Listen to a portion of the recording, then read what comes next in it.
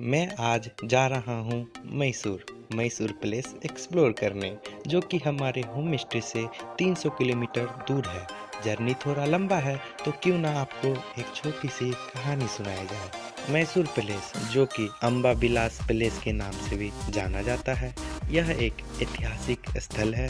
इसे बनाने की प्रक्रिया 1897 में शुरू हुआ था, जो कि 1912 पूर्ण रूप से तैयार कर दिया गया था।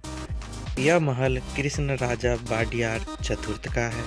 इस प्रकार कहानी सुनते सुनाते देखते दिखाते हम पहुंचते हैं मैसूर पैलेस, जिसकी खूबसूरती का अंदाज़ा बाहर से तो मैं नहीं लगा पाता, लेकिन अंदर जाने के बाद मैं तो इसका दीवाना सा हो जाता हूँ।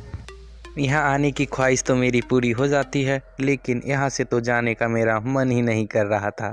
तो थैंक्स फॉर वॉचिंग। अच्छा लगा तो लाइक करें। मैसूर पैलेस, जिसका रियल नेम अम्बा विलास पैलेस है, पर आज के मॉडर्न युग में लोग इसे मैसूर पैलेस के नाम से ही जानते हैं। हम अपने होम स्टे से यहाँ आ तो गए थे, पर अब बारी थी इसके अंदर छुपे इतिहास को आप सबों के सामने लाने का। अंदर जाते ही हमारी नज़र प्राचीन मूर्तियाँ और लकड़ी के बने पूजा घर पर पहुँचती है, जिसे देखने के बाद आगे बढ़ते ही हमें 19वीं सेंचुरी से भी पहले घटित घटनाओं को वॉल पेंटिंग के माध्यम से दिखाने और समझाने की कोशिश करी गई थी। अपने नज़रों में खूबसूरती को बटोरते हुए हम पहुंचते हैं राजा वाडियार थर्ड के फैमिली फोटो रूम में, जहां उनके परिवार के सदस्य की तस्वीरें लगी थी, जिसका नज़ारा अद्भुत ही नहीं अद्भुत से भी अद्भुत था। उसके बाद पहुंचते हम award and message box room, जिसे देखने और दिखाने के बाद मुझे समझ आता है इतने बड़े पैलेस को एक शॉर्ट वीडियो में कवर नहीं किया जा सकता। मिलते हैं अगले मिनी ब्लॉग में, तब तक के लिए बाय बाय।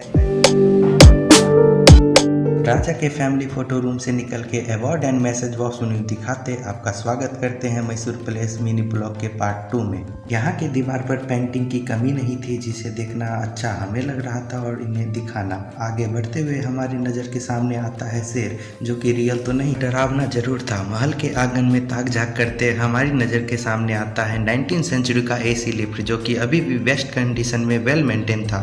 अपने कदम को बिना रोके चलते जाते हैं और हम पहुँचते हैं थ्रोन्स रूम, यानी सिंहासन कमरा। यहाँ के लकड़ी पर बारीकी कारीगरी की गई थी और नीचे हमसे औरों से बचा के सुरक्षित रखा गया था एक ऐसी चीज जिस पर यहाँ के राजा बैठकर राज किया करते थे, यानी उनका सोने का सिंहासन, जो कि वाकई लाजवाब था। छोटा युवराज के लिए और ये बड़ा महाराज के लिए, और ये एक शाही दर्पण, बगल में महारानी का सिंहासन और छोटी राजकुमारी का। लाइक है मैं 100 कंप्लीट कर दो। मिलते हैं नेक्स्ट व्लॉग में, तब तक के लिए बाय बाय।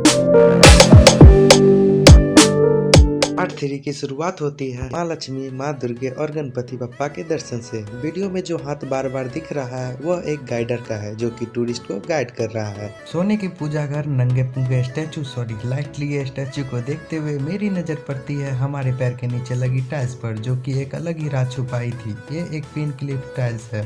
फिर हमारी एंट्री एक ऐसे रूम में होती है जहां पर उस महान पुरुष का स्टैचू बना हुआ था जिन्होंने इस महल को बनवाया था। जी हाँ, बनवाया था।